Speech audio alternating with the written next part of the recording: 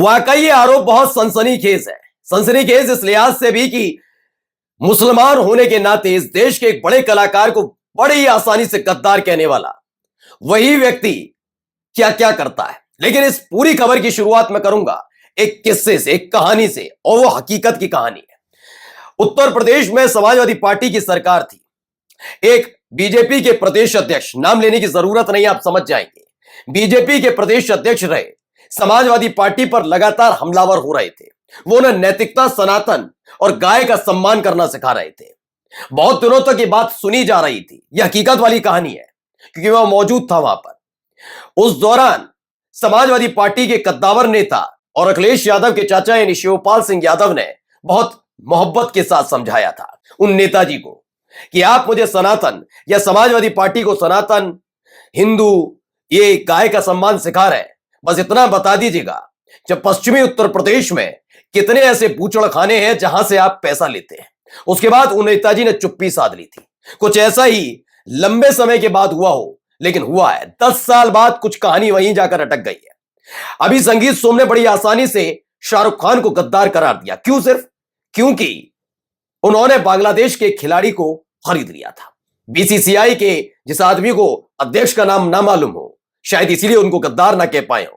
लेकिन शाहरुख खान को गद्दार कहना आसान था। मैंने तब भी कहा था यह बड़बोलापन भारी पड़ेगा, क्योंकि अगर इस लिहाज से कि बांग्लादेश में हिंदुओं की हत्या के बावजूद बांग्लादेश के खिलाड़ी को खरीदने वाला, अपनी टीम में खरीदने वाला गद्दार है, तो एक दो नहीं, आपको सैकड़ों नाम लेने पड़ेंगे। उनमें से एक दो ही ऐसे निकलेंगे जो आपके मुफीद है। उनमें से 98 नाम ऐसे हैं जिनके सामने आपकी जुबान नहीं खुलेगी। लेकिन जुबान खुले ना खुले, कुंडली खुल रही है संगीत सोम की। जरा देख लीजिएगा संगीत सोम की पूरी कुंडली क्या है। नमस्कार, मैं हूं प्रज्वल गौतम और आप देख रहे हैं खबर चौक। भारतीय जनता पार्टी चेहरे पर जो आवरण लेकर घूमती है, चादर डालकर घूमती है शराफत की, वो कई बार खिंची है। जो उनको जानते हैं वो ये बात जानते हैं कि ये कहते कुछ है, करते कुछ है। जो किस्सा मैंने अभी आपको शुरुआत में सुनाया शिवपाल सिंह यादव से जुड़ा हुआ, वो बीजेपी के एक पूर्व प्रदेश अध्यक्ष से जुड़ा है। वो अपने आप के लिए बहुत साफगोई, सरलता, इसके लिए जाने जाते हैं। लेकिन खबर यह भी रही कि वो कई बूचड़ खाने से पैसे लेते थे। जी हां, और उस पैसे के किस एवज में क्यों लिए जाते थे ये आप जानते हैं। पिछले ही साल 2024 में जब एसबीआई के कान मरोड़े गए थे तो पोल पट्टी खुली थी। बीजेपी को चंदा देने वालों में कौन कौन थे? कोरोना वैक्सीन जिसने बनाई वो कंपनी, शराब कारोबारी, बीफ एक्सपोर्टर्स, उन तक ने बीजेपी को चंदा दिया था। लेकिन बीजेपी को ऐसे चंदे कभी दिक्कत पैदा नहीं करते कि मामला मसले इसका होता है। बाहर आप विरोध करेंगे, गोवा में खुलकर बीफ बटेगा, इनके मंत्री कहेंगे बीफ बीफ बीफ, खाओ बीफ, मैं खाता हूं बीफ, लेकिन तुम्हें नहीं खाना, तुम्हें नहीं बोलना, तुम्हें कुछ नहीं करना। संगीत सोम ने जो बयान दिया था उसके एवज में अब समाजवादी पार्टी के, जिन्होंने खुद ही संगीत सोम को अभी 2022 के विधानसभा चुनाव में हराया, उन्होंने कुंडली खोली है। जरा कुंडली जो खोली है जरा पूरा अनकट सुनिए। और संगीत सोम 2 डायरेक्टर हैं। ये बिल्डिंग का काम होता है इनके यहाँ। ये फिल्म भी बनाने की कंपनी इन्होंने बनाई थी। ये फिल्म मेकर भी हैं। शायद रोल मिल जाए इन्हें, ईश्वर करे एक रोल इन्हें भी मिल जाए उसमें। मैं कहूंगा मुंबई के लोग अगर किसी को पकड़ना है कि आगे पीछे क्या है, आगे से क्या पीछे से क्या, तो जरूर हमारे यहाँ एक है जिसको आप अपनी नाटक कंपनी में भर्ती कर सकते हो। अच्छा नाटक कराना हो, झूठ बुलवाना हो और हिंदू मुसलमान का झगड़ा लगाना हो, किसी को बांटना हो, झूठी सच्ची चीज चलानी हो, फर्जी मुकदमों में जेल भिजवाना हो, फर्जी मुकदमे लगवाकर धाराएं घटवानी बढ़वानी हो, जमीन जायदाद का कोई काम हो, कोई किसी के पास मीट को रखने के लिए कोई जगह न मिल रही हो, किसी की मछली कहीं पाल रखी हो कि लंबे समय तक फ्रीज करनी हो, तो वो भी काम, अभी और भी कारनामे। तो शाहरुख खान को गद्दार करार दे रहे थे संगीत सोम, और अब अतुल प्रधान ने बताया कि स्लॉटिंग हाउस यानी मीट प्लांट चलाने का आरोप लगाया है। स्लॉटिंग मीट प्लांट चलाते हैं भाई साहब, लेकिन दिक्कत किसे होगी?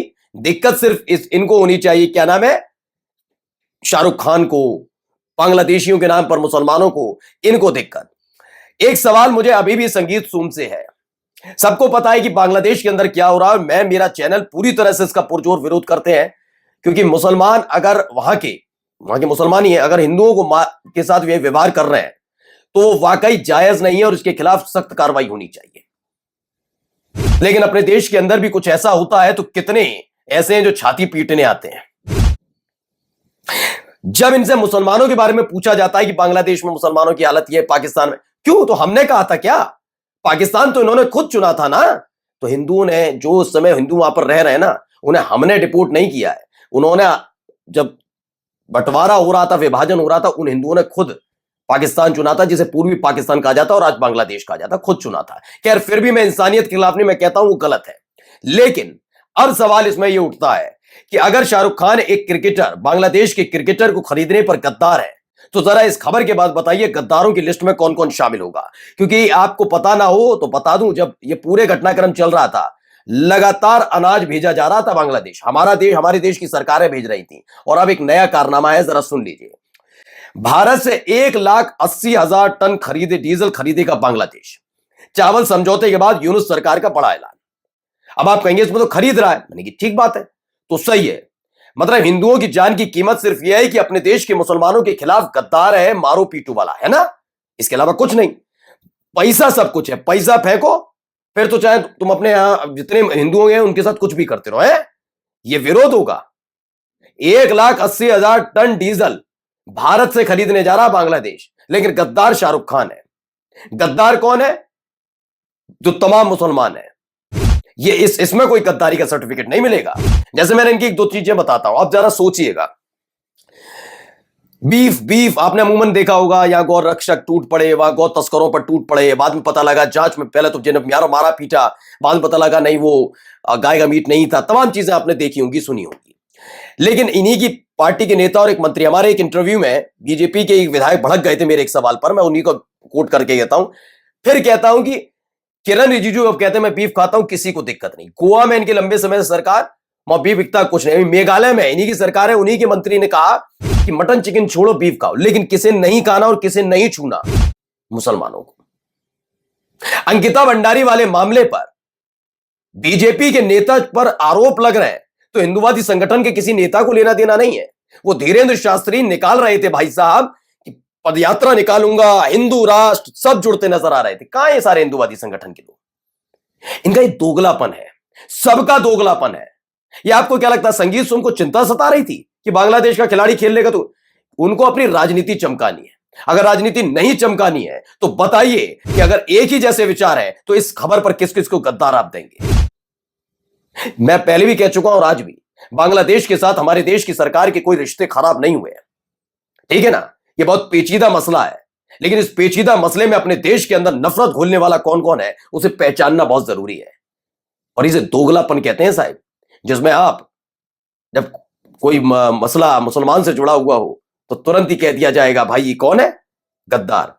और जब बात आए सरकार की तो सरकारी फैसला है। क्यों? क्योंकि उसमें दूसरा पक्ष जो है वो आपके अपने लोग हैं। नमस्कार। New public inter college Lucknow, admission open.